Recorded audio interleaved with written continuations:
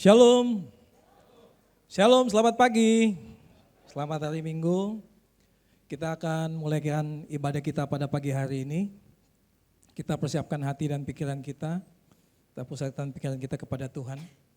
Barangkali teman-teman yang masih ada yang berdiri silahkan ambil bagian, barangkali di bangku yang paling depan, agak maju-maju. Saya undang Bapak Ibu sekalian bangkit berdiri. Sambil memberikan salam 2-3 orang, saya suka di dekat Anda. Haleluya.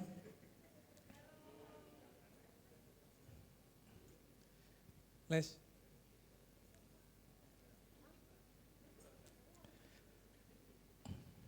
Baik, tetap bangkit berdiri, kita akan mulai. Kita percaya bahwa Tuhan yang kita sembah, Allah yang hebat, Allah yang dahsyat, Yesus Kristus ialah Raja di atas segala Raja. Dan kita percaya bahwa pertolongan kita hanya datang daripada Tuhan yang menciptakan langit dan bumi, yang kasih setianya kekal untuk selama-lamanya. Dan kami percaya ibadah ini mengandung janji, yang sakit disembuhkan, yang lemah dikuatkan, yang terbeban diberikan bahu yang kuat. Dan kami percaya Tuhan, Engkau hadir di tengah-tengah kami. Kami percaya Engkau Tuhan yang dahsyat, kami akan memulai ibadah ini hanya di dalam nama Tuhan Yesus Kristus. Kami tabiskan ibadah ini, yang siap beribadah sama-sama katakan amin. Silakan Bapak Ibu duduk kembali, kita melihat Rock News.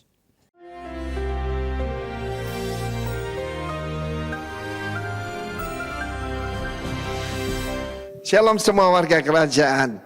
Bagaimana kita berfungsi karena kita adalah garam bumi, the salt of the earth, dan juga terang dunia. Nah, salah satu kejadian yang menarik adalah ketika Yesus memanggil Matius di rumah cukai. Matius pasal 9 ayat 9 mengatakan, setelah Yesus pergi dari situ, dari mana? Dari mana? Di rumah, di mana dia membangkitkan orang yang lumpuh. Jadi naturally supernatural, sesuatu yang supernatural membuktikan bahwa saudara dan saya disertai Tuhan. Ia melihat seorang bernama Matius duduk di rumah cukai, lalu dia berkata, ikutlah aku, follow me. Maka berdirilah Matius lalu mengikut dia. Apa yang dia lakukan? Dia invade, dia invasion. Yaitu kemana? Saudara bayangkan, tentu saja orang Yahudi paling benci kepada pemungut cukai yang kolaborator dengan tentara dan kerajaan Romawi. Yaitu memajaki bangsanya sendiri. Itu orang paling rendah. Siapa orang paling rendah? Pengkhianat, saudara. Tapi Yesus datang ke rumah cukai. Saudara, itu harus kita ada integration. Kita harus usaha, ya. Jadi saudara jangan memindahkan jemaat lain, jangan. Sudah selamat biarkan aja. Yang penting di sini cari orang berdosa. Pada waktu orang Farisi melihat itu mereka marah. Kenapa? Yesus makan di rumah Matius. Datang pemungut cukai dan orang berdosa. Makan bersama dengan dia dan murid-muridnya. Inilah fungsi daripada garam. Saudara, garam itu punya yaitu tugas preservation. Yaitu membuat saudaraku berhentinya kebusukan. Ini ada kebusukan kan? Yesus ada di sana. Dan saya bayangkan itu pesta yang sama sekali tidak rohani. Dan justru Matius melihat terang daripada Yesus. Lalu mengikut dia, bukan? Dan dia pamitan ke teman-temannya. Temannya itu pemungut cukai dan orang berdosa. Kalau orang berdosa ya pasti yang datang itu bukan istrinya ya. Yang datang itu pacar-pacarnya, gundik-gundiknya. Maaf saudaraku. Tetapi Yesus disebut juga sahabat orang berdosa. Coba, bagaimana? Kenapa kita tidak dapat jiwa? Kita cari yang hairdresser kita harus anak Tuhan, kalau bisa penuh Roh Kudus. Ya toh, kita semua kontak dengan orang-orang jemaat, sesama jemaat, cari jiwa baru, cari Matius. Dalam hidup saya percaya kalau ada 10 menit saya mungkin di pesawat atau di suatu lounge ketemu dengan seseorang, itu kesempatan daripada Tuhan. So, saudaraku, ingat, kamu adalah garam bumi. Tugasmu menghentikan kebusukan. Dan tidak untuk dikumpulkan dengan garam-garam yang lain. Tetapi pergi ke rumah cukai. Dan setelah itu salah satu penginjilan yang paling baik untuk Indonesia adalah Matthew Dinner. Ya, Matius mengadakan pesta makan, ucapan syukur. Dia jadi pengikut Kristus, dia pamit di depan umum, dan saya percaya banyak yang dijamah. Pada seorang Farisi marah. Ya, lalu Yesus berkata, apa makan bersama pungut cukai orang berdosa? Itu sesuatu yang najis. Saudara, di luar kuasa Roh Kudus, kalau kita itu ada 1 telur busuk dari 100, satu keranjang isinya 100 telur, semua jadi busuk. Tapi aneh, kalau ada 99 busuk, ada 1 yang penuh Roh Kudus, yang 99 jadi sembuh, saudara. Itu bedanya perjanjian lama dengan perjanjian baru. Di mana kuasa Roh Kudus itu menguduskan, Roh Kudus itu membenarkan, Roh Kudus menyucikan. Yesus berkata, bukan orang sehat memerlukan tabib, tetapi orang sakit. Pergilah dan pelajari arti firman ini. Yang ku kendaki, ya, yaitu adalah bukan persembahan, tetapi memanggil orang benar, melainkan orang berdosa. Be like Jesus. God bless you, warga kerajaan. Amin. Shalom. Shalom. Haleluya, selamat pagi. Puji nama Tuhan, kita di tempat ini saudara. Sebagai saudara menikmati penyertaan Tuhan sepanjang minggu ini sampai dengan pagi ini, boleh pegang tangan. Haleluya, mari kita bangkit berdiri saudara. Kita beri tepuk tangan dulu buat Tuhan kita yang baik pagi ini. Dia Allah yang menyertai kita sampai dengan pagi ini saudara. Kita akan bersuka cita, bersyukur buat segala kebaikannya. Haleluya.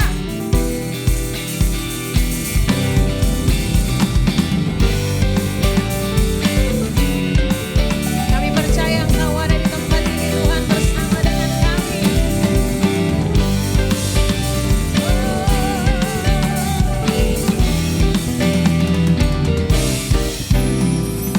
Tuhan yang menyertai kita.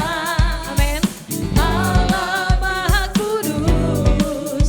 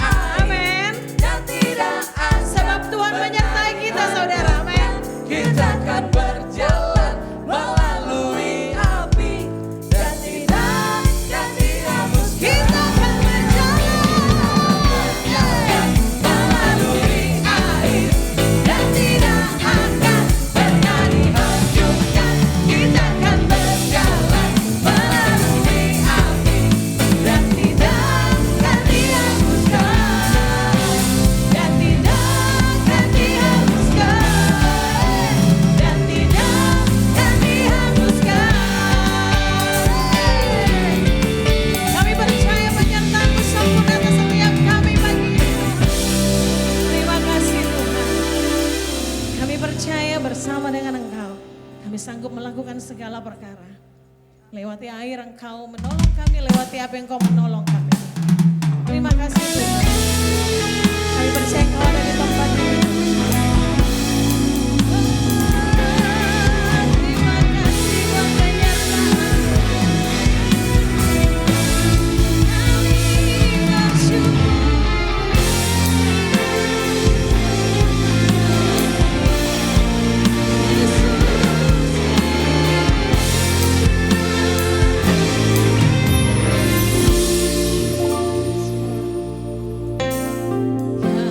Kau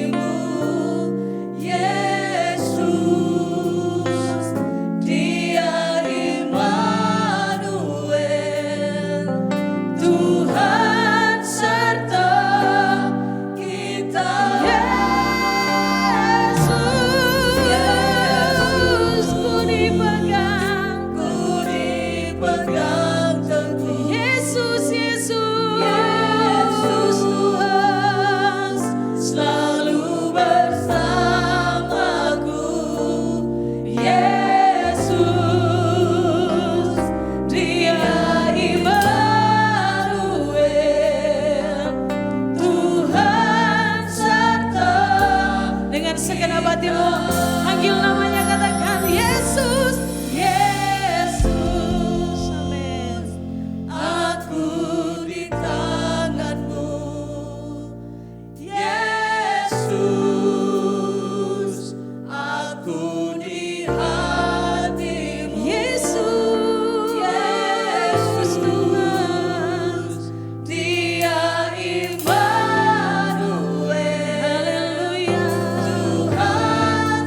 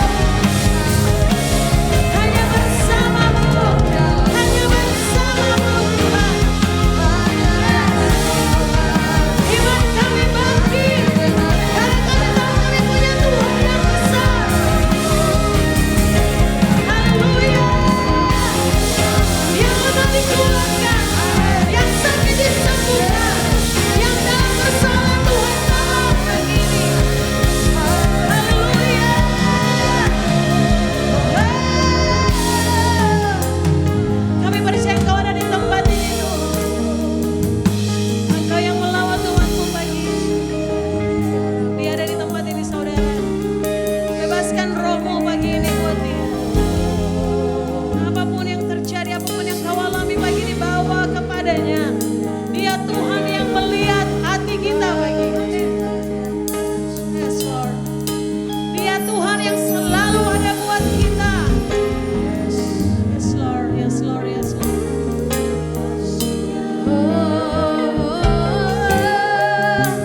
Kau Tuhan yang besar, Kau Tuhan yang ajaib, Kau Tuhan yang membuat yang tidak ada menjadi ada bagi kami. Kami tak perlu takut saat Engkau bersama kami. Oh Lord, hey Lord Jesus. How great is our God. Sing with me, how great is our God. And now we sing, how great is our God.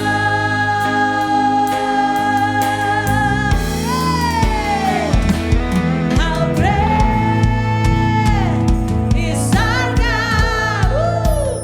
Sing with me, how great is our God. And all we sing, how great is our God. Katakan, how great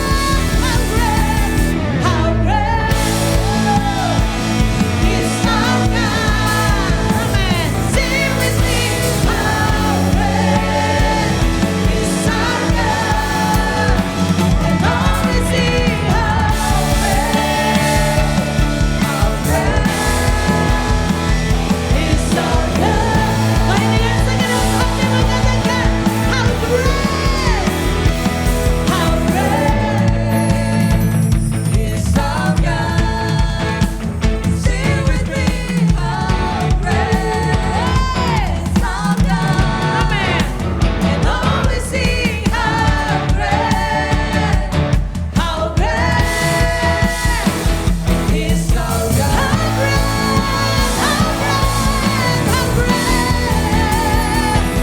How great is our God. Sing with me, how great is our God. And all we sing, how great, and all we sing,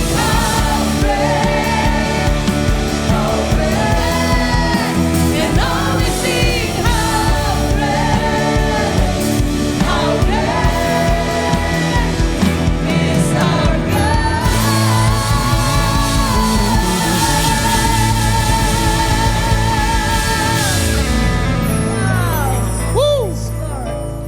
Berfirman bagi kami Tuhan, Engkau tolong kami untuk mengerti jalan-jalan-Mu Tuhan.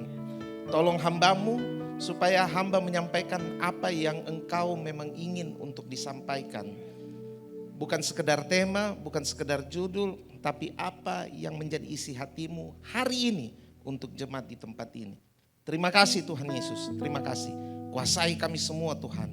Cengkeram hati kami Tuhan dengan kuasa-Mu. Di dalam nama Tuhan Yesus kami sudah berdoa, haleluya. Amin, haleluya. Berikan kemuliaan bagi Tuhan Yesus, haleluya.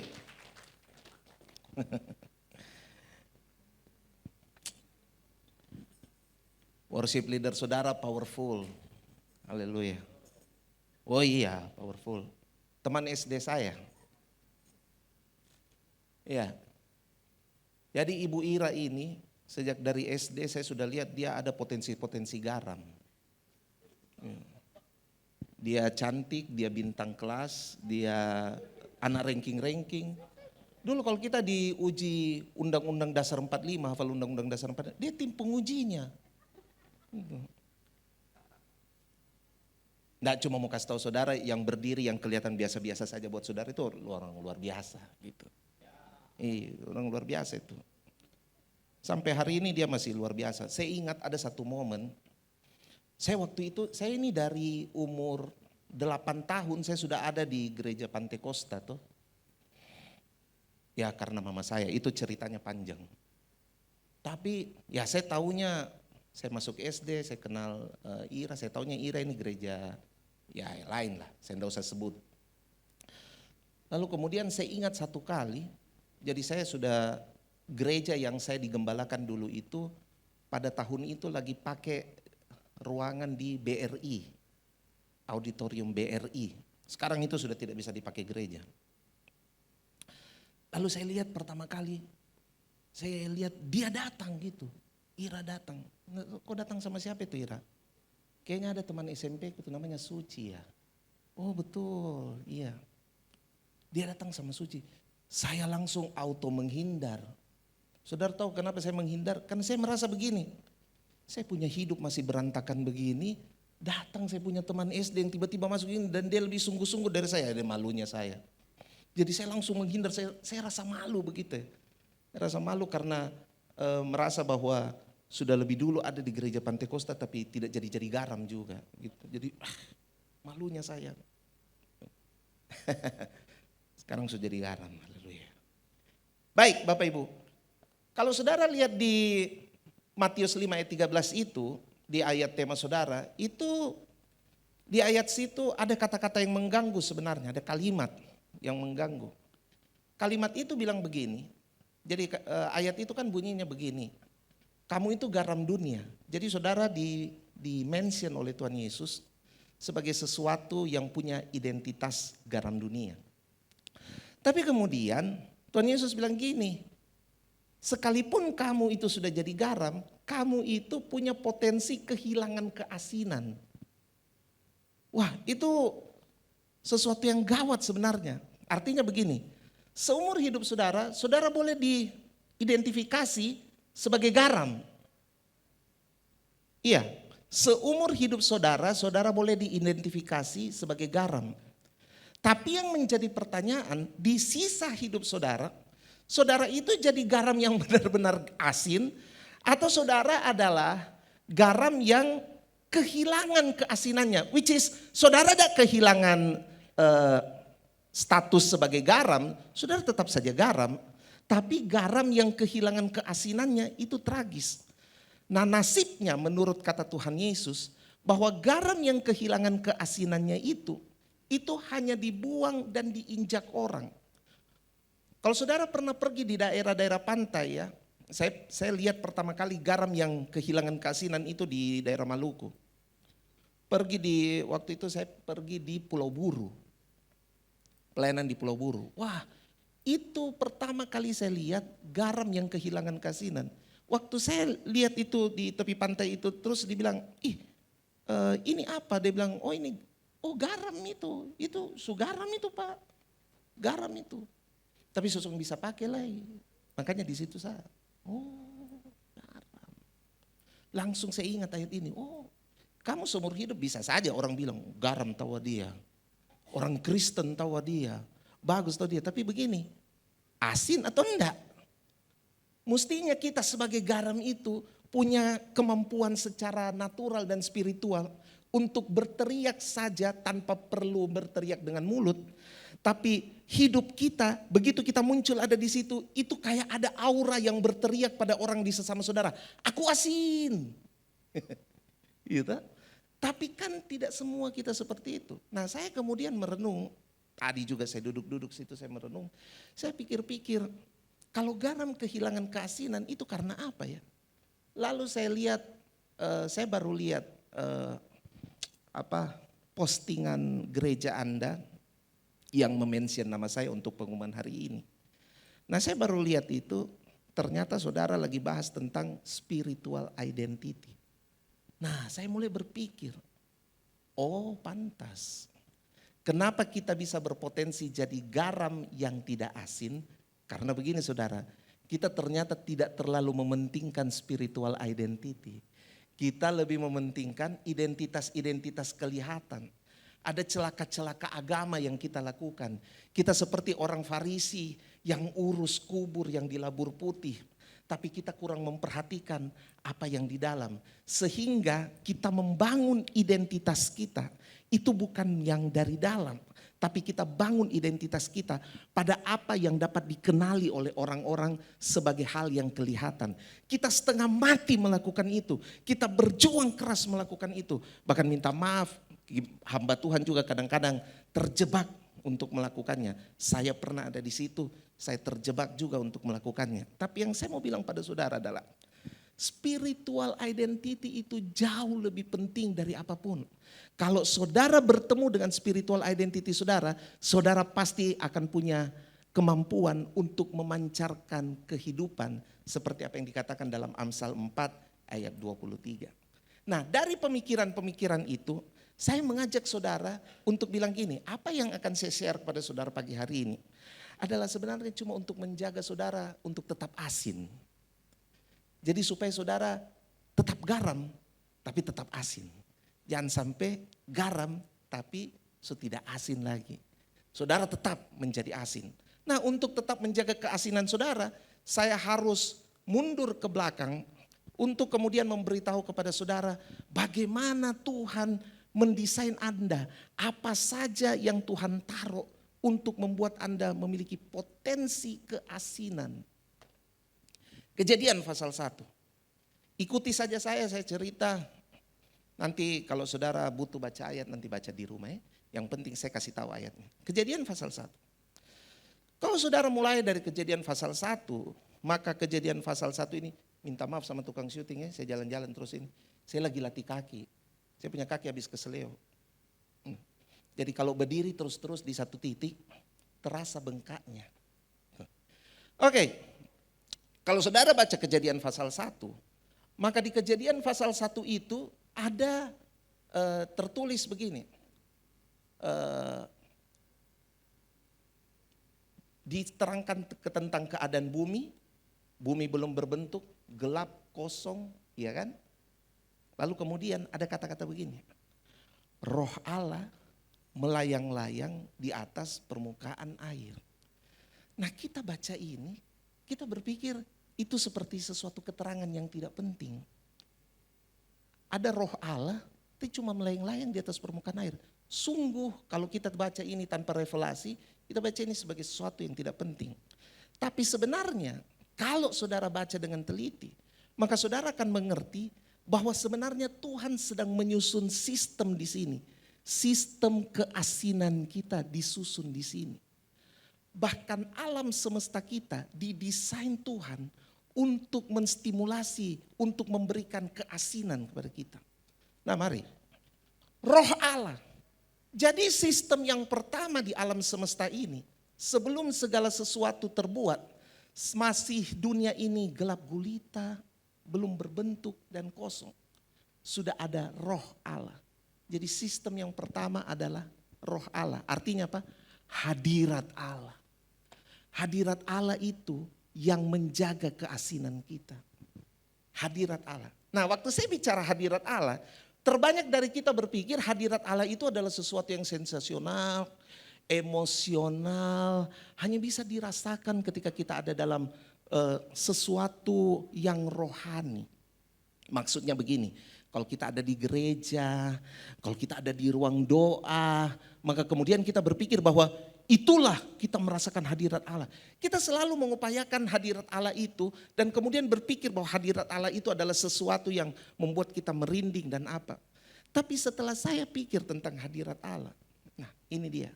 Saya ingat kata-katanya Pastor Jeffrey Rahmat. Pastor Jeffrey Rahmat bilang gini, bahwa ikan hidup di air, manusia hidup dalam hadirat Allah. Waktu saya baca roh Allah melayang-layang di atas permukaan air, sebenarnya itu cuma mau menggambarkan ini kepada saudara. Sebelum bumi ini berbentuk, sebelum bumi ini menjadi terang, roh Allah itu sudah jadi udara alam semesta ini. Sebenarnya kalau saudara tahu kenyataan ini, menjadi garam itu bukanlah sebuah perjuangan yang terlalu berat. Karena apa? Karena roh Allah itu sudah jadi udara saudara. Udara loh. Udara. dihirup, bukan di undang-undang datang. Kita kan suka begitu toh, undang-undang datang. Tidak, udara. Cuma setelah manusia jatuh dalam dosa, maka udara kita kemudian dipenuhi dengan, saya tidak usah bilang roh jahat. Udara kita dipenuhi, ada kata serius di sini. Kita suka pandang enteng ini kata, kita anggap biasa. Hawa nafsu. Saudara tahu itu hawa nafsu? Not kata hawa. Hawa itu artinya apa? Udara. Jadi kalau disebut hawa nafsu, itu berarti apa? Udaramu itu nafsumu. Apa yang kamu hirup itu nafsumu. Makanya saya mengerti waktu Yakobus bilang begini, kamu bisa salah berdoa. Kita baca ayat itu ya. Yakobus pasal berapa itu? Yakobus pasal 4 kalau nggak salah. Yakobus. Mana nih Yakobusku ini?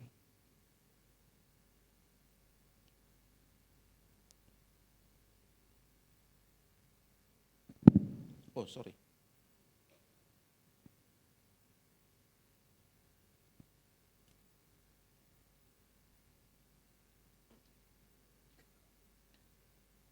Yakobus 4 ayat 3 ya.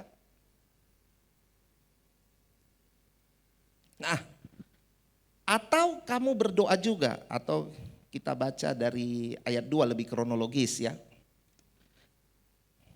Kamu mengingini sesuatu tapi kamu tidak memperolehnya. Lalu kamu membunuh, kamu iri hati tapi kamu tidak mencapai tujuanmu. Lalu kamu bertengkar dan kamu berkelahi. Kamu tidak memperoleh apa-apa karena kamu tidak berdoa. Atau kamu berdoa juga tetapi kamu tidak menerima apa-apa karena kamu salah berdoa.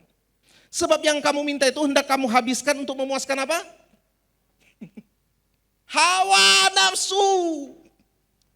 Ternyata tandingan hadirat Allah itu hawa nafsu kita.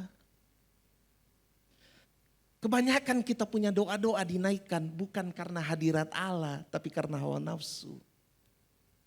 Makanya saudara-saudara, bagaimana kita mau jadi asin? Wong yang kita hirup selalu adalah hawa nafsu. Bagaimana mau jadi asin itu?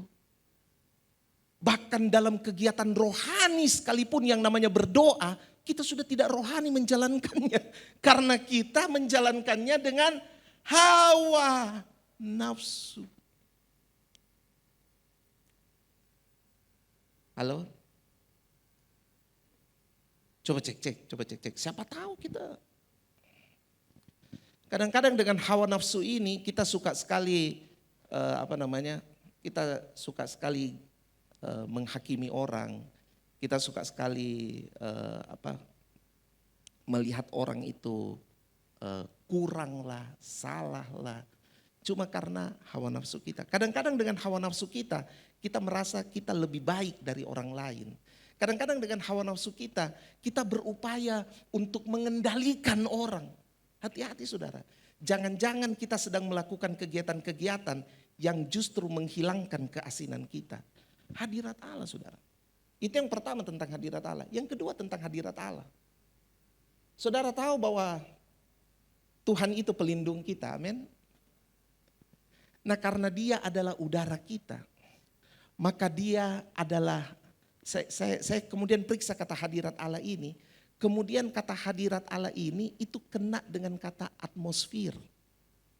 Saya periksalah kata atmosfer. Kita sudah tahu bahwa atmosfer itu adalah lapisan yang menutupi, melindungi bumi supaya bumi tidak terpapar langsung dengan sinar ultraviolet. Iya kan? Kita tahu itu. Nah berarti begini saudara, kalau kita bicara hadirat Allah, kita bicara tentang ini. Kita bicara tentang kemampuan kita untuk melihat Tuhan sebagai pelindung kita. Sehingga kita tidak khawatir lagi. Hadirat Allah itu sepasti itu.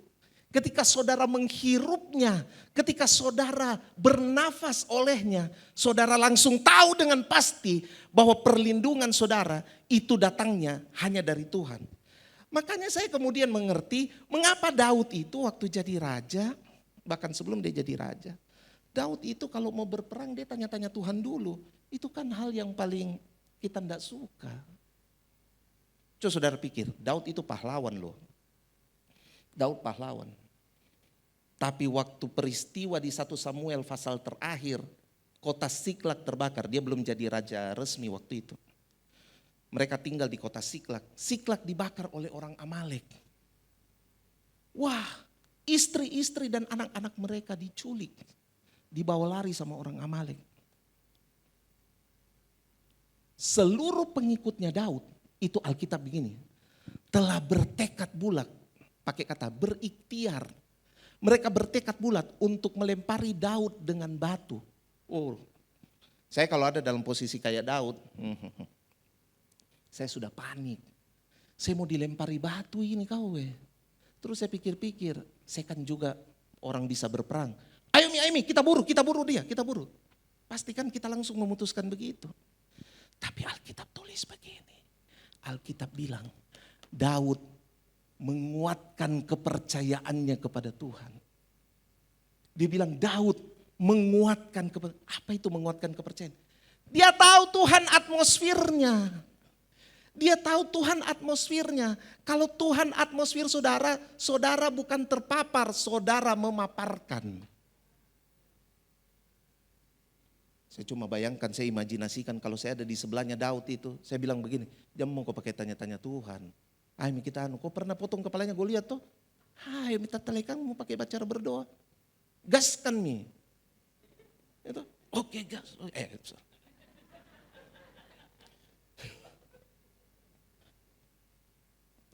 Bineka Tunggal Ika. Wih, ayo kita pergi. Daud bilang, tidak, saya tanya Tuhan dulu. Dia tanya Tuhan loh saudara. Pertanyaannya konyol sekali. Untuk seorang yang sudah punya pengalaman berperang luar biasa. Pertanyaannya konyol sekali. Tuhan, haruskah aku kejar mereka? Anak istrimu ini kau dibawa lari. Baru kau masih tanya, saya harus kejarkah? Pakai saya mau ke rasiomu. Pakai saya mau ke akalmu. Kita kan kalau kita percakapan kekristenan suka begitu. Tuhan kasih kau akal budi. Kalau Tuhan sudah kasih akal budi pakai kok. Jangan mau kau pakai berdoa-berdoa, tanya. Ya. Tanda kita kehilangan keasinan. Kita pikir kita berhikmat sekali. Hikmat-hikmat apa? Daud tanya Tuhan. Waktu Tuhan kasih persetujuannya, Tuhan bilang kejar dia. Kamu akan menang. Baru Daud bergerak. Oh kalau kita kan tidak. Kenapa Daud senyaman itu melakukan? Alkitab mencatat saudara bahwa Daud itu selama jadi raja selama hampir 33 tahun tidak pernah kalah perang. Saya cuma bayangkan itu, saya selalu bilang ini sih. Di mana-mana saya khotbah saya selalu bilang ini. Saya cuma selalu bayangkan itu. Tentara-tentaranya Daud kalau ngobrol ya, mungkin rada-rada putus asa begitu. Mereka mungkin waktu ngobrol mereka bilang, aduh saya pengen sekali rasa bagaimana itu kita lari-lari dari kejaran musuh. Kita bela kalau berperang tidak canggih sekali. Kita baru datang, musuh tak sudah baku tikam-tikam sendiri. Apa guna-guna tak? Lama aku tidak pakai ini senjataku kau. Rinduku tikam-tikam orang, tapi bagaimana? Sedikit yang kita tikam, bagaimana begitu berperkara sedang Tuhan. Dede, menang terus. Mungkin kalau ada handphonenya dia mungkin sudah baku tanya-tanya sama tentara Filistin mungkin. Bagaimana rasanya waktu kalian dikejar-kejar itu sama kita? Rindu juga dikejar, rindu panik, rindu ada dalam medan perang lah. Tapi 33 tahun, my man. 33 tahun, tidak pernah kalah perang. Apa resepnya? Batanya Tuhan. Kenapa dia tanya Tuhan? Karena dia yakin sekali Tuhan itu atmosfernya. Kita kan cuma pikir, kita kan cuma jago di lagu toh, dinyanyi. Tuhanlah kekuatan dan kekuatan apa? Tapi kalau dalam hidup kita, kita tidak yakin, kita tidak tanya Tuhan. Tuhan itu atmosfer. Sepasti itu saudara. Makanya kalau Tuhan atmosfer saudara, saudara garam. Saudara garam asli. Lihat Daud. Daud itu kemudian dibilang sebagai orang yang berkenan, orang yang melakukan kehendak Allah. Orang yang menyelesaikan kehendak Allah di zamannya. Mengapa? Karena dia adalah orang yang sadar sekali dengan atmosfernya. Apa atmosfer saudara? Apa atmosfer saudara? Apa yang jadi atmosfer saudara? Itu hadirat Allah. Oke, sekarang kita melangkah. Kalau saudara baca Kejadian, kita kembali Kejadian pasal 1. Kita selesai di ayat 1, lalu kita pergi ke ayat 2. Di ayat 2 itu kemudian muncul kata apa? Apa kata pertama di ayat 2? Berfirmanlah Allah. Ayat 2 ya itu ya. Siapa tahu salah. Ayat 3 paling. Maaf. Ayat 3 betul. Di ayat 3 dibilang apa? Berfirmanlah Allah. Ini komponen yang kedua dalam sistem yang ditetapkan Tuhan menjaga keasinan kita. Sistem yang kedua itu adalah firman. Firman saudara. Firman Allah. Berfirmanlah Allah. Saudara, kalau saudara baca selanjutnya dari ayat 3 ini, maka yang terjadi ketika Allah berfirman, semua jadi. Semua jadi. Semua jadi. Begini saudara, kalau saudara jadi garam, saudara harus percaya dengan otoritas firman. Setiap kali saudara perkatakan firman, firman itu berkuasa. Oke, saya bersaksi. Saya punya mama kena stroke.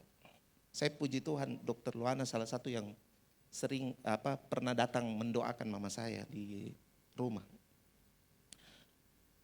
Dokter Loan ya, selalu sering datang doakan mama saya, pernah datang doakan mama saya di rumah. Mama saya stroke bulan Oktober. Wah, itu kejadiannya, saya baru tiba di Manado mau pelayanan, baru tiba Jumat siang, Sabtu pagi conference call dan lihat mama saya dalam keadaan yang kurang baik. Saya putuskan batalkan pelayanan saya semua, saya terbang langsung ke Makassar.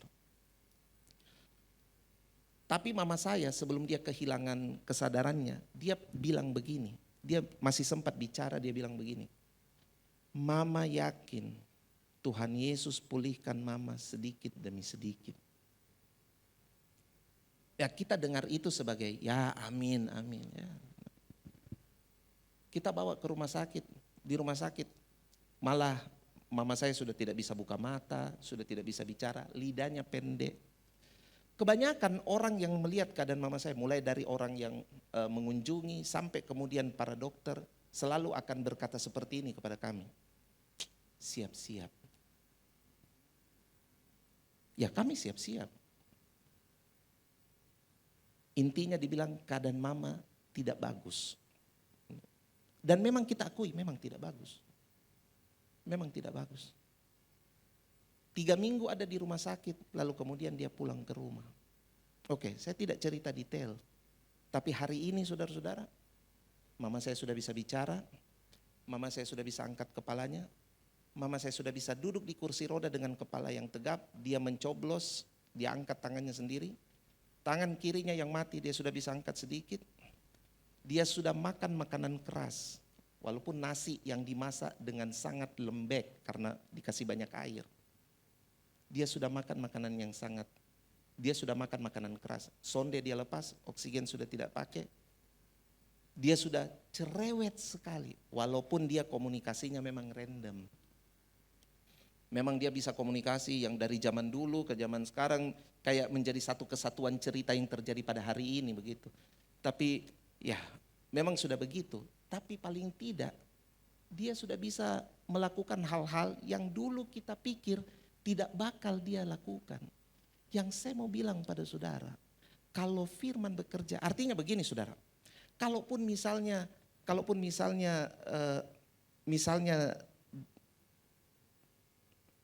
terjadi kejadian-kejadian yang kita tidak inginkan, paling tidak kita lihat begini, imannya mama itu telah memberikan dia privilege untuk menikmati progres-progres yang menurut mata manusia tidak mungkin dia rasakan.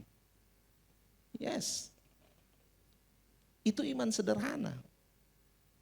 Karena apa? Dia yakin dengan firman. Kalau saudara yakin dengan firman, maka itu menentukan sekali dalam proses kita mengimpartasi orang lain, dalam proses kita memberi pengaruh pada orang lain. Karena apa? Karena kita percaya firman itu berkuasa. Firman itu berkuasa. Tidak mungkin firman tidak berkuasa. Tidak mungkin firman tidak berkuasa. Firman itu menjadikan yang tidak ada menjadi ada. My goodness. Dia menjadikan yang tidak ada menjadi ada. Bagaimana caranya itu? Dia menjadikan yang tidak ada menjadi ada. Hebat sekali itu.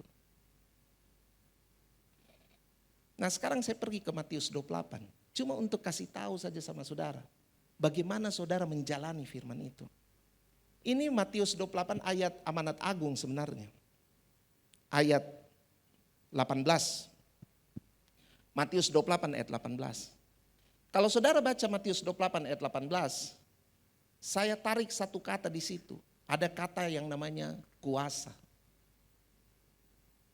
Tahu saudara kata kuasa ini berasal dari bahasa aslinya itu exousia. Exousia itu memang banyak tinjauannya, tapi salah satu tinjauan yang saya suka sekali, yang saya mau bagi buat saudara adalah ini. Exousia itu punya arti begini, dia punya kebebasan untuk menentukan ke arah mana pemerintahan itu. Dia punya kuasa untuk menentukan, jadi kuasanya itu melampaui segala sesuatu, itu exousia. Kuasanya itu melampaui segala sesuatu sehingga dia punya kemerdekaan untuk memutuskan apa saja. Bayangkan saudara, kalau saudara baca ayat ini dibilang gini, kepadamu aku berikan kuasa yang melampaui itu. Yang bisa membuat kamu merdeka memutuskan apa saja. Itu exousia.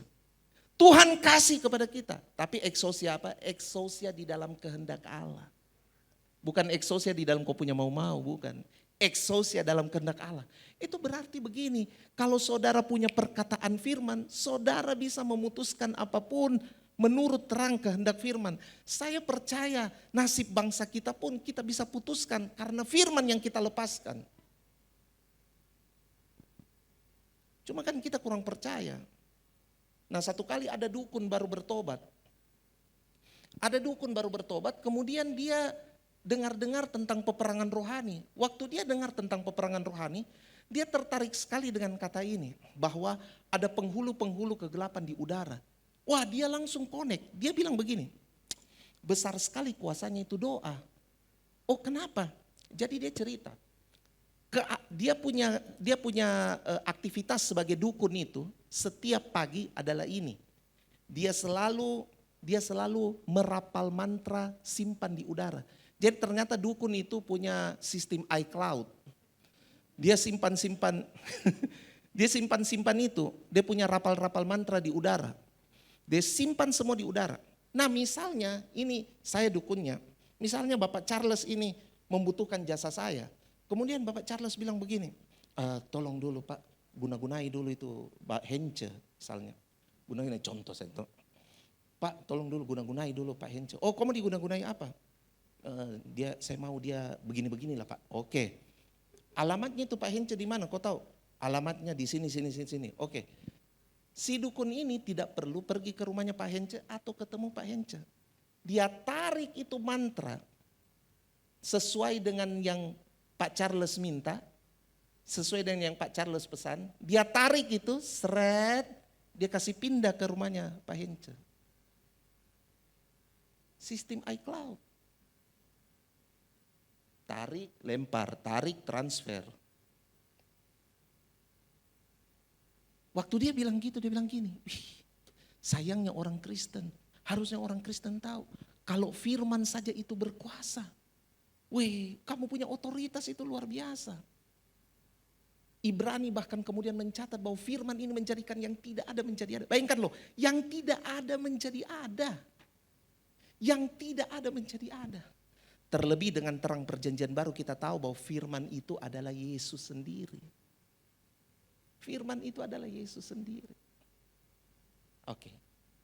Sistem ketiga atau sistem terakhir. Saya akan segera selesai Bapak Ibu kalau itu menghibur Anda. Yang ketiga. Setelah kata firman, maka yang ketiga adalah ini. Yang ketiga, sistem yang ditetapkan Tuhan supaya menjaga keasinan kita. Itu yang saya sebut sebagai berkat. Sama-sama bilang berkat. Saudara suka sekali kan berkat. Berkat ini dilepaskan ketika apa? Ketika Tuhan menciptakan manusia. Waktu Tuhan menciptakan manusia, selesai dia menciptakan manusia, Tuhan bilang, lalu Allah memberkati mereka. Saya yakin Bapak Gembala Saudara sudah sangat menerangkan tentang berkat ini. Saya hanya menambahkan beberapa hal yang lain. Tahukah Saudara bahwa kata berkat itu berasal dari kata berekah kan, atau barak.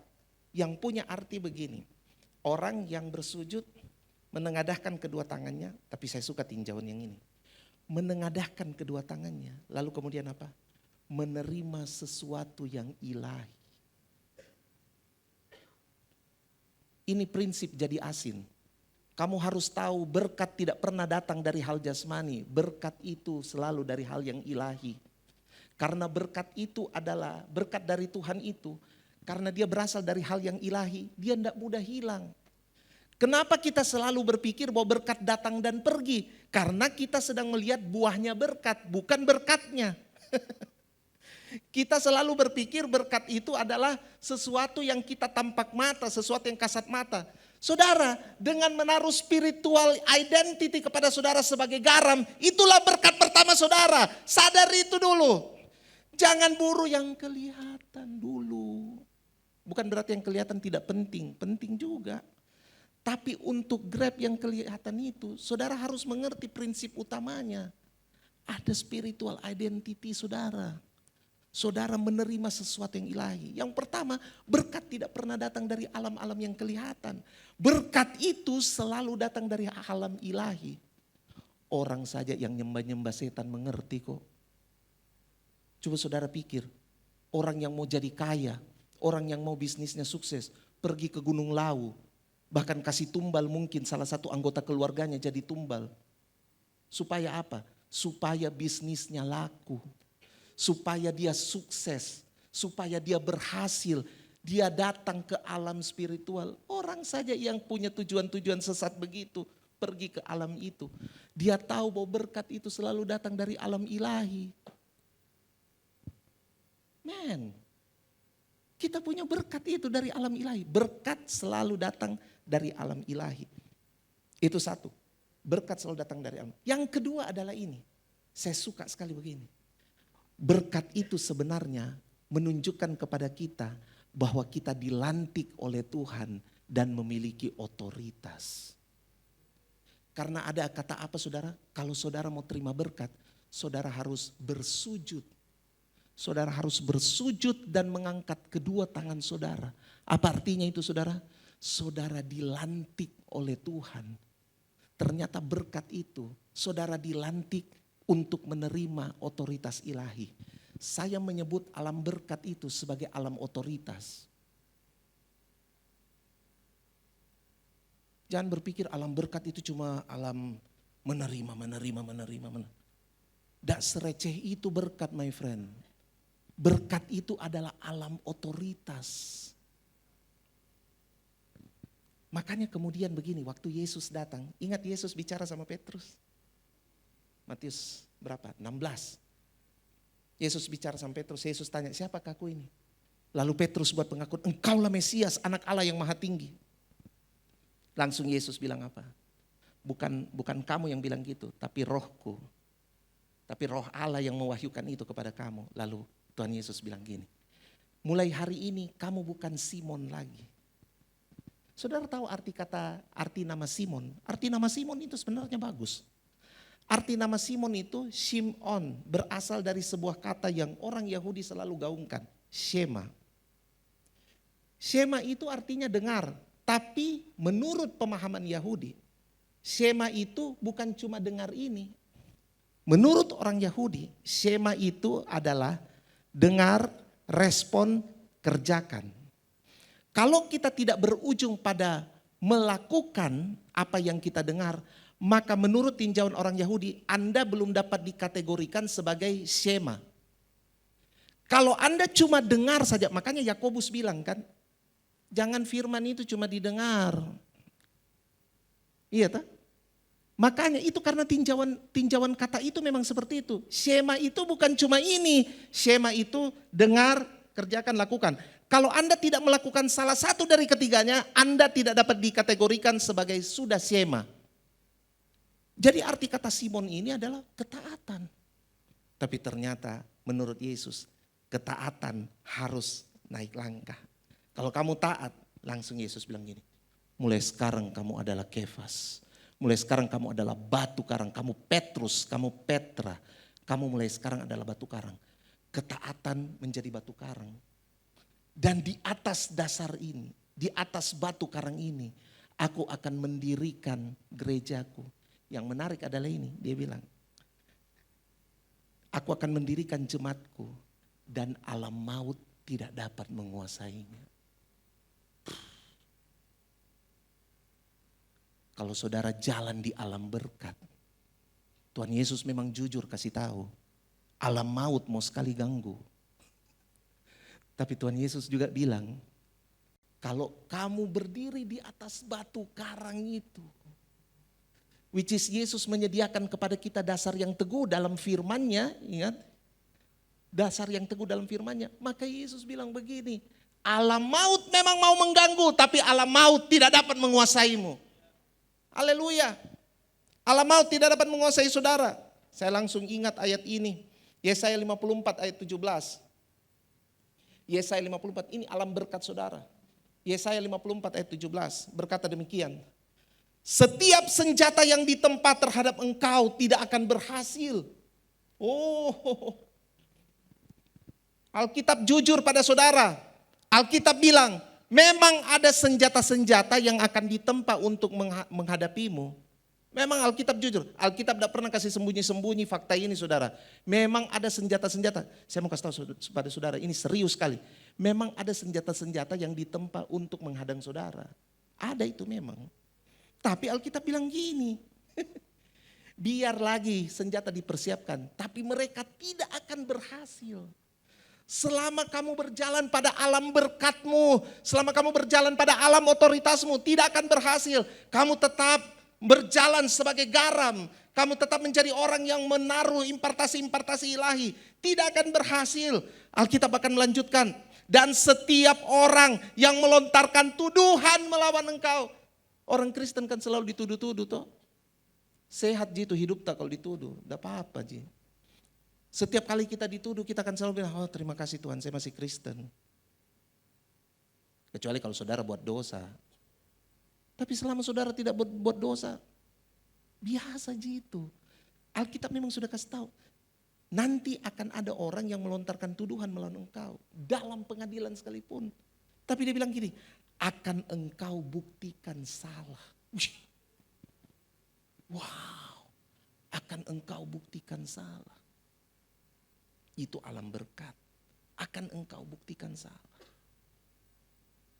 Dari kalimat ini, saya mau pergi ke Kejadian pasal 2 sebagai bagian terakhir dari sharing saya. Kejadian pasal 2 ayat 15. Terbanyak kita lihat di Kejadian pasal 2 ayat 15 ini adalah bahwa di situ Tuhan menetapkan penyembahan. Ada kata mengusahakan di situ. Aubat, ya. Tapi ada satu kata lain selain mengusahakan. Kata mengusahakan itu kemudian dirangkai dengan kata memelihara. Nah ini kita punya kemampuan garam ini sesuai dengan ayat tadi. Kita punya kemampuan garam. Tahukah saudara kata memelihara itu berasal dari kata syaumar. Syaumar itu salah satu dia punya ada beberapa tinjauan tentang kata syaumar ini. Tapi yang saya suka begini, syaumar itu punya arti begini. Observe. To observe. Berarti begini saudara, Anda diberikan kemampuan untuk mengidentifikasi, untuk mengobservasi dan mengidentifikasi. Searti lain dari kata syaumar adalah to watch and ward. Memperhatikan dan menangkal. Wih. Ini kuasa saudara, ini kemampuan garam saudara. Anda adalah orang yang punya kemampuan mengidentifikasi. Saudara tahu, setelah ayat ini dilepaskan, kemudian Adam diberikan tugas oleh Tuhan untuk menamakan binatang-binatang. Dan ajaibnya, setelah Adam menamakan binatang-binatang, saudara pernah pikir enggak? Tuhan tidak pernah perbaiki apa yang Adam buat.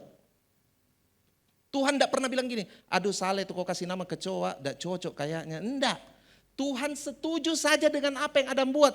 Kenapa Tuhan setuju? Karena Tuhan telah memberikan kemampuan garam pada Adam. Apa itu?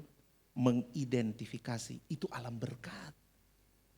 Itu alam berkat itu. Kemampuan mengidentifikasi. Saya berakhir dengan menyodorkan pada saudara 2 cerita. Kesaksian. Cerita pertama adalah cerita tentang ada seorang yang bertobat. Dia dulu waria. Jadi dia bertobat. Dia terima Yesus. Dia kemudian ambil bagian dalam pelayanan. Dia sungguh-sungguh melayani. Dia sungguh-sungguh. Dia ikut pokoknya kegiatan pelayanan. Memang dia punya gaya masih ada sedikit-sedikit lah. Masih terbawa-bawa melambai begitu ya. Namanya tahu sudah lama tuh. Tapi dia berusaha sekali jadi laki-laki. Dia berusaha sekali. Satu kali dia WL, dia salah nyanyi lagu tapi ya ada apa-apalah. Ini. Jadikan aku Tuhan putri sejati sana. Jadi ya orang ketawa-ketawa dia. Tapi dia semangat sekali melayani Tuhan. Dia semangat sekali. Satu kali saudara, datang di gereja tempat dia digembalakan, datanglah pembicara yang punya reputasi pelepasan. Ya tahulah orang-orang kayak begini kasihan. Dia karena dalam pergumulan dia pengen sekali supaya dilepaskan hilang begitu ya. Jadi dia mau datang sama pendeta ini. Dia datang, selesai ibadah dia datang. Dia cegatlah Bapak pendeta ini lagi ngobrol-ngobrol sama Pak Gembala. Dia langsung datang. Pak, saya minta tolong Pak didoakan Pak. Oh iya silakan. Lalu gembala tempat dia bergereja sedikit bisik-bisik lah. Nggak tahu bisik-bisik apa, pokoknya ada bisik. Oh iya. Langsung didoakan. Dalam nama Yesus. Pergi semua roh-roh ini, itu. Wah lega kan habis didoakan. Kita kan punya kelegaan rohani itu kadang-kadang cuma sampai di situ. Lega didoakan. Wah selesai. Selesai didoakan. Dia jalan belum berapa meter begitu. Jadi jarak dia di sini itu 2 hamba Tuhan di situ. Terus dia dengar sayup-sayup, entah siapa bicara ke siapa. Tiba-tiba bicara begini. Kalau yang kayak begitu-begitu sudah sulit disembuhkan.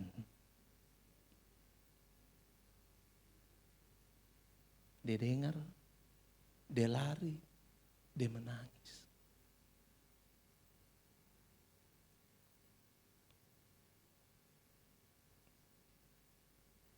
Kadang-kadang kita ini ya, kita ini di gereja, kita cuma tahu bilang, oh Yesus terima orang, Yesus terima segala sesuatu, Yesus terima orang apa adanya, segala sesuatu bisa disembuhkan dalam nama Yesus, segala sesuatu bisa diterima oleh Yesus Kristus. Tapi apakah kau se-firm itu dengan dirimu, seperti Tuhanmu, kau seyakin itu? Kadang-kadang kita tidak yakin loh. Kadang-kadang kita tidak yakin, kadang-kadang kita habis doakan orang sakit gitu, sembuh dalam nama Yesus, tapi kita keluar dari kamar rumah sakit, agak susah. Ya. Kami berdoa.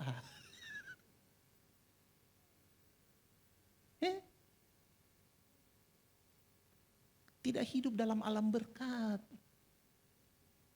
Kita kadang-kadang berdoa buat kita pergumulan, Tuhan tolong, Tuhan tolong, Tuhan tolong. Tapi habis itu setelah kita berdoa kita bilang, bagaimana caranya saya mau anu ini?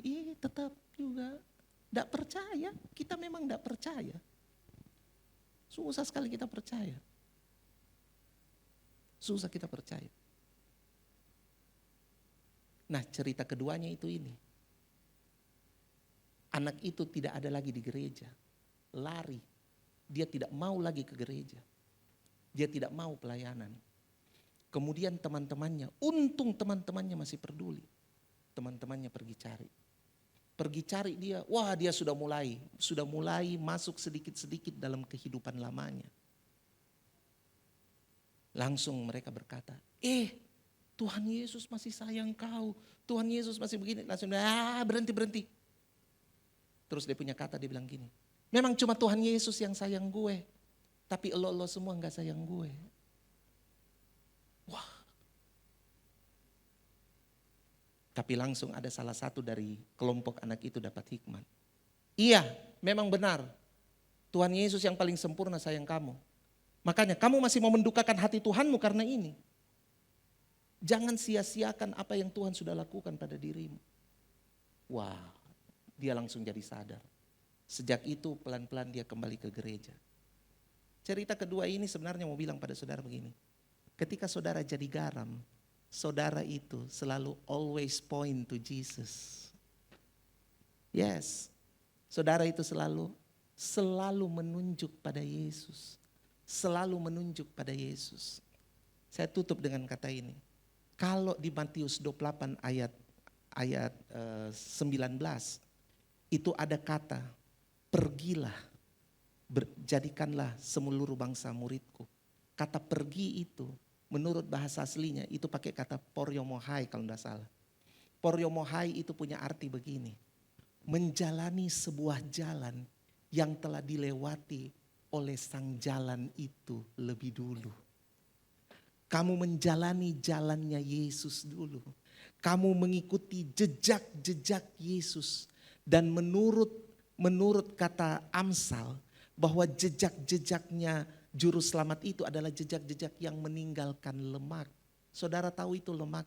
Lemak dalam terminologi penyembahan zaman dulu adalah bagian yang harus dipersembahkan kepada Tuhan. Tidak boleh lemak itu dimakan, lemak itu harus dibakar jadi persembahan. Lemak itu bagian yang terbaik. Jadi kalau saudara kelebihan lemak, bakar. Nah.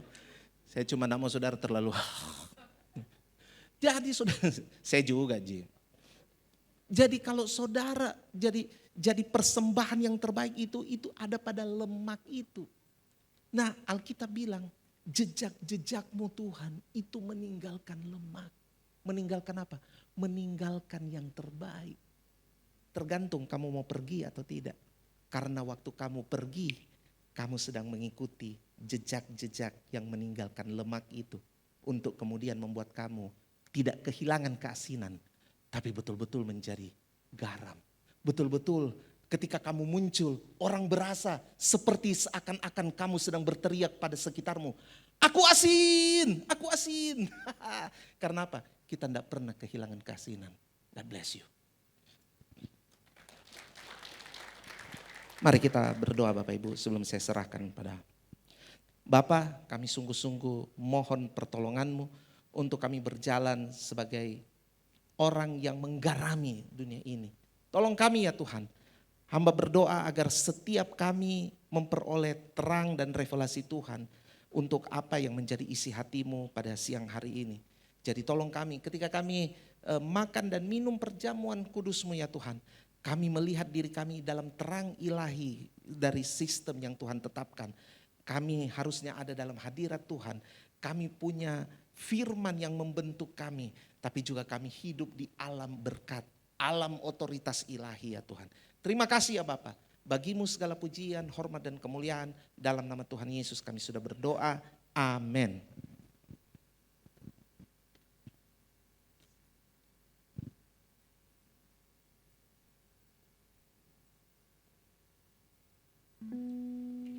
Kita yang berlemak begini jadi hamba Tuhan, dipersembahkan untuk Tuhan.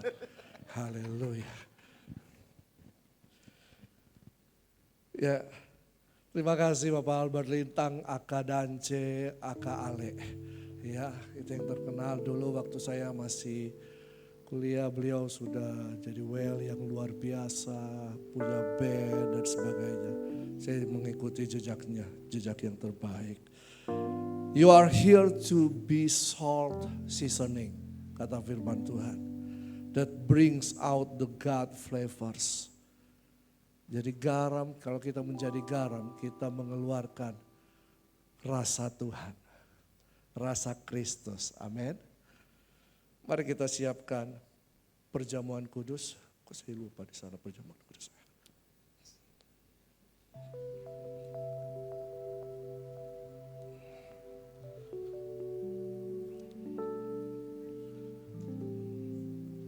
Bagi Bapak Ibu Saudara yang belum menerima roti dan anggur, bisa angkat tangan, akan dilayani oleh para pelayan perjamuan kudus. Sudah semua? Mari kita bangkit berdiri.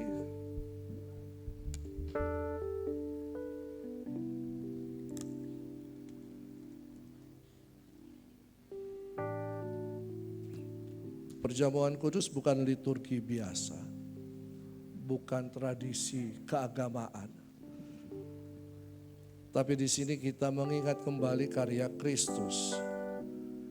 Dia yang telah berkorban, memberi dirinya supaya kita bisa hidup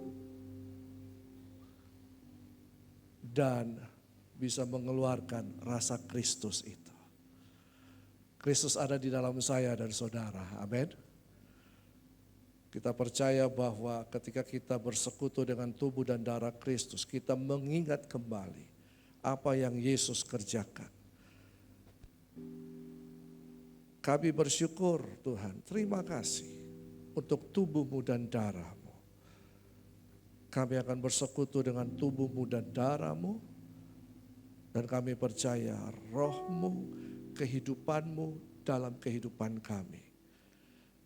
Dan kami akan mengeluarkan bau keharuman Kristus. Parfum kami, parfum Kristus. Terima kasih Tuhan yang akan memenuhi atmosfer di mana kami berada.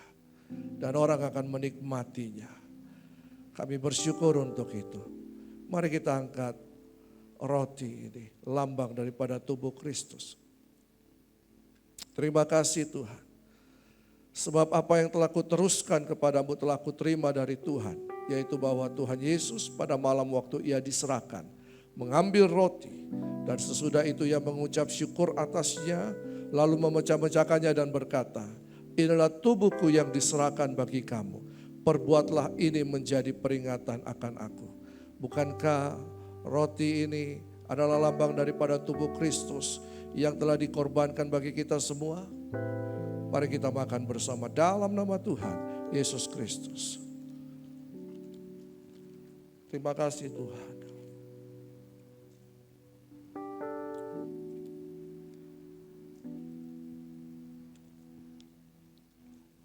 Terima kasih Yesus.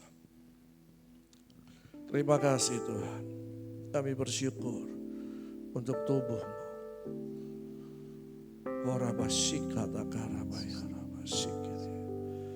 Mari kita angkat cawan yang berisi air anggur ini, lambang daripada darah Kristus. Demikian juga ia mengambil cawan sesudah makan lalu berkata, cawan ini adalah perjanjian baru yang dimeteraikan oleh darahku.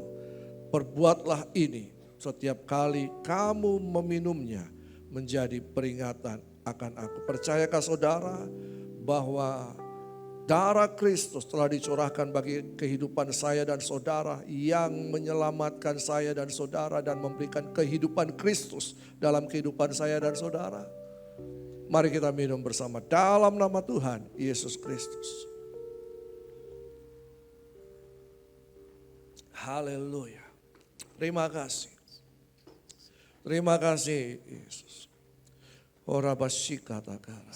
Mari beberapa saat ini kita bersyukur. Oh mata kara basyika takara bayara. Ida takara bayara bayara. Firman Tuhan katakan, kamu telah sembuh. Rohmu, jiwamu, tubuhmu telah sembuh oleh bilur-bilur Yesus. Oh takara basyike takara. Oh rabatakara basyika takara. Kami bersyukur karya Kristus ajaib. Karya Kristus luar biasa. Terima kasih Tuhan. Terima kasih. Terima kasih. Engkau tidak sedang mencari hadirat Allah. Hadirat Allah ada dalam kehidupanmu. Hadirat Allah telah melingkupi engkau. Engkau ada dalam hadirat Allah. Ora bataka rabashi kadaka rabaya rabashi kitika rabaya rabashi. Imadaka rabashi kadaka rabaya rabah. Kami bersyukur. Kami bersyukur. Terima kasih. Terima kasih. Yesus.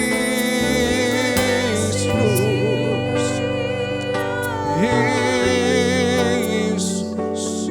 Yang lemah akan berkata kami kuat. Yang miskin akan berkata kami kaya. Yang berbeban berat berkata kami diberikan kelegaan oleh Tuhan. Terima kasih Tuhan. Terima kasih. Kami terima anugerah. Kami terima kuasa. Kami bersyukur. Terima kasih Tuhan. Terima kasih. Kami bersyukur untuk tubuhmu dan darahmu. Kami bersyukur untuk persekutuan dengan tubuhmu dan darahmu. Dalam nama Tuhan Yesus Kristus. Amin. Haleluya. Silakan duduk Bapak Ibu Saudara. Ya. Jadi saya akan ada dari perjamuan sampai pada akhirnya di tempat ini. Ya. Oke, ada beberapa pengumuman ya. Puji Tuhan, hari Sabtu kemarin generasi telah pindah beribadah di MRC dan kemarin dihadiri dengan banyak orang, dimulai dengan makan-makan. Haleluya. Ya, jadi Bapak Ibu Saudara yang punya anak muda, anak-anak di rumah, mari bawa ke ibadah generasi jam 5 sore di MRC ya, di Ruko Jade sana, di ruko-ruko Ramayana situ di Jalan Petarani jam 5 sore setiap Sabtu. Dan mulai Maret di tempat ini ibadah generasi yang biasanya jam 8:30 pagi berubah menjadi ibadah umum pertama. Lalu kemudian ibadah umum kedua adalah jam seperti ini, jam 10:30 pagi. Ya, jadi mulai Maret kita ada 2 kali ibadah umum di tempat ini. Nah, bulan Maret adalah bulan anniversary gereja kita. Ada banyak kegiatan yang akan kita kerjakan untuk memberkati kota dan juga untuk membangkitkan kepemimpinan para pemimpin-pemimpin, para pelayan-pelayan. Jadi di awal minggu tanggal 3 bisa ya, ini anniversary kita tanggal 3 Maret hari Sabtu, 3 Maret hari Sabtu, tanggal 2 ya? Hari Minggu tanggal berapa? Tanggal 3, oke, tanggal 2 Maret itu kita akan mengadakan seminar Kingdom Economy di jam 9 di Jalan Domba, di gedung TYM lantai 3 Jalan Domba. Ya, kenapa ini? Ini sangat penting ya. Saya sama Pak Jonathan sedang menyelesaikan buku tentang Kingdom Economy ini. Dan banyak orang berkata kalau kita membahas Kingdom Economy itu selalu kaitannya dengan uang, perpuluhan dan sebagainya. Tapi ternyata tidak. Kingdom Economy itu berbicara bagaimana manusia dipercayakan untuk mengelola kekayaan-kekayaan yang Tuhan sudah berikan. Tuhan tidak punya uang, tapi Tuhan punya langit dan bumi yang telah dipercayakan kepada saya dan saudara. Amin. Jadi mari ya bersama-sama kita ikuti seminar ini. Lalu tanggal 7 sampai tanggal 9 Maret itu ada pertemuan bapak-bapak, para pria, bukan cuma bapak-bapak, para pria yang masih muda, yang pria bisa ikut. Yang pria, mana yang pria? Angkat tangan. Rockman. Oh, kok cuma begitu sedikit? Rockman. Nah, ini pesta kita bapak-bapak, para pria, ini pesta khusus memang para pria. Ya, sebab kalau pria tidak mengalami transformasi, keluarganya akan bisa sengsara gitu ya Pak ya. Jadi kita para pria ini pesta kita, mari kita ikut sama-sama segera daftarkan diri Anda ya. Jadi kita tanggal 7 sampai tanggal 9 kita akan terima banyak hal di situ ya, ada pengajaran-pengajaran yang luar biasa di Rock Band Camp ini. Segera daftarkan. Di sini ada Ko William, ada Ko Harley, ada siapa lagi? Pak Agus lagi keluar kota dalam pelayanan misi, ya jadi segera daftarkan ke mereka ya. Dan biayanya cuma Rp750.000. Kita percaya bahwa Tuhan kita kaya, amin. Nah lalu kemudian ada Compassion Week.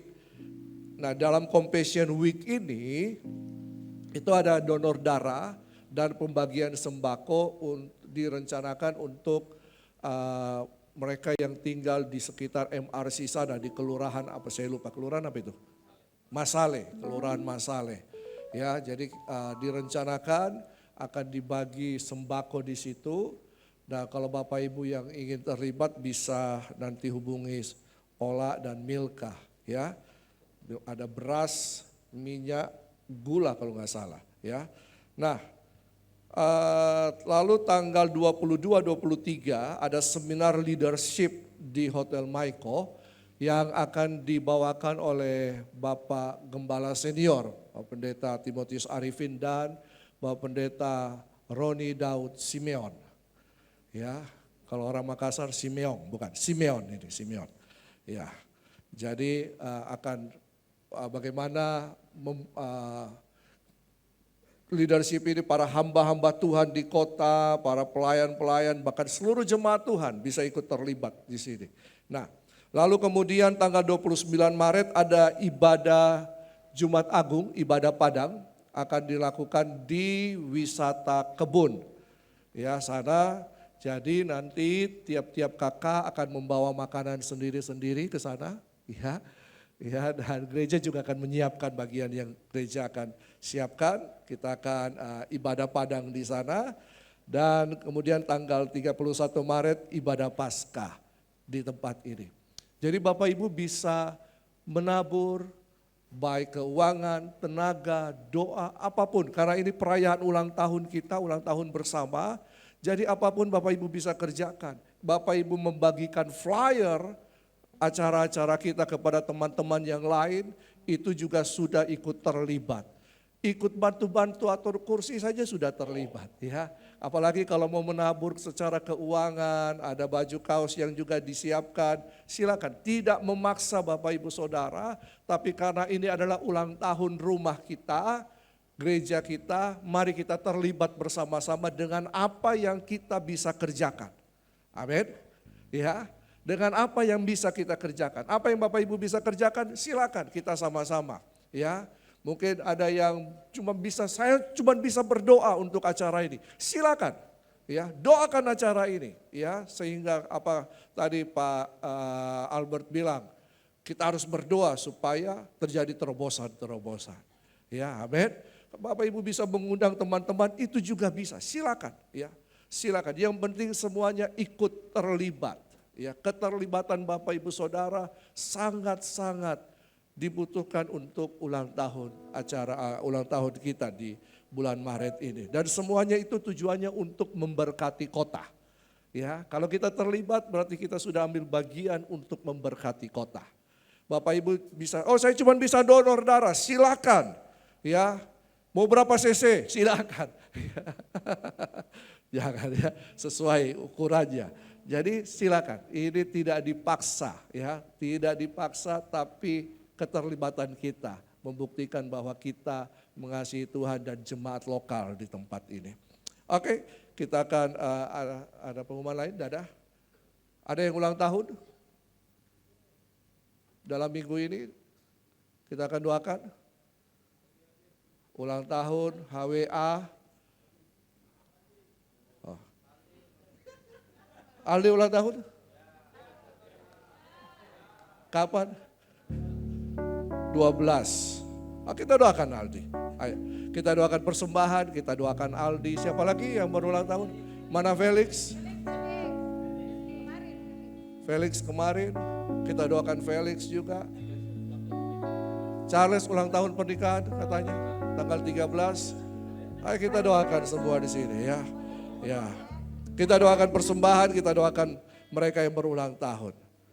Terima kasih Tuhan. Tuhan telah memberkati kami dan kami telah disertai oleh berkat Tuhan. Kami percaya itu. Kami hidup di dalam anugerah Tuhan. Kami hidup dalam mujizat-mujizat Tuhan. Dan kami adalah pelaksana daripada mujizat itu. Kami yang membawa mujizat itu kepada dunia ini. Sehingga dunia bisa melihat tanda dan mujizat. Dan mereka percaya kepada Yesus. Diberkati setiap persembahan kami. Apa yang kami tabur, kami percaya Tuhan akan tumbuhkan dan kami akan menuai pada waktunya. Kami bersyukur untuk itu. Apa yang kami tabur, Tuhan memberkatinya. Kami juga berdoa untuk yang berulang tahun.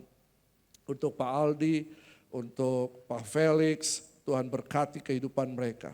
Sehingga hidup mereka adalah hidup yang menyebarkan keharuman Kristus kepada banyak orang. Hidup mereka adalah hidup yang menjadi berkat bagi banyak orang. Melalui kehidupan mereka kami percaya kuasa-Mu, anugerah-Mu akan sampai kepada dunia. Dan mereka akan dipakai oleh Tuhan. Pengurapan Tuhan atas kehidupan mereka, keluarga mereka diberkati oleh Tuhan. Kami juga berdoa untuk Charles, Alin dan anak-anak Tuhan. Mereka berulang tahun pernikahan. Kami berdoa kiranya hidup mereka adalah keluarga yang mengalami anugerah Tuhan. Yang memberkati banyak keluarga-keluarga lain. Kami berdoa di dalam nama Tuhan Yesus sehingga melalui kehidupan mereka generasi-generasi akan datang kepada Yesus. Dan nama Tuhan saja yang dipermuliakan. Tuhan memberkati dengan damai sejahtera, kasih sorgawi terus berlimpah dalam kehidupan mereka. Diberkati setiap kami, diberkati persembahan kami. Dalam nama Tuhan Yesus Kristus. Amin. Puji nama Tuhan. Saya percaya setiap kita berkati bagian saudara. Amin. Kami mengucapkan selamat datang buat Bapak Ibu Saudara yang baru pertama kali hadir bersama kami. Kami berharap minggu depan boleh bergabung kembali bersama-sama kami di tempat ini. Amin. Mari kita bangkit berdiri saudara. Kita mengakhiri ibadah kita siang ini. Kita beri tepuk tangan buat Tuhan kita. Kita percaya bahwa bila Tuhan bersama dengan kita akan sanggup melakukan segala perkara. Haleluya.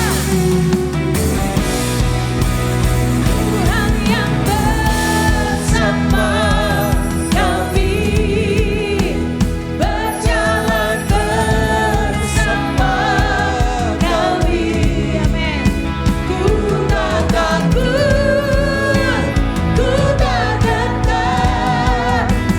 Allah ku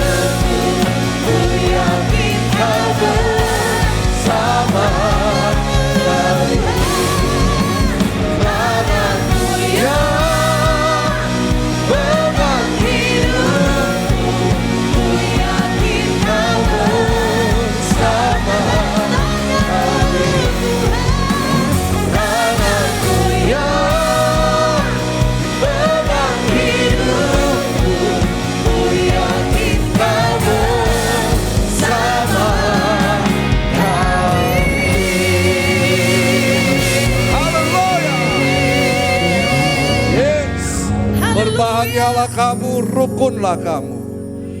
Engkaulah pembawa-pembawa bau keharuman Kristus kepada dunia. Jadilah garam dan terang dunia. Amin. Diberkati kehidupanmu, diberkati hidup di kamu, diberkati kehidupan keluargamu, diberkati pekerjaanmu, studimu, apapun yang kau kerjakan untuk kemuliaan nama Tuhan, dibuat berhasil. Diberkati pelayananmu, tangan-tanganmu akan menjadi tangan-tangan kesembuhan. Tangan-tanganmu akan menjadi tangan-tangan mujizat Tuhan. Tangan-tanganmu akan membawa banyak orang datang kepada Kristus.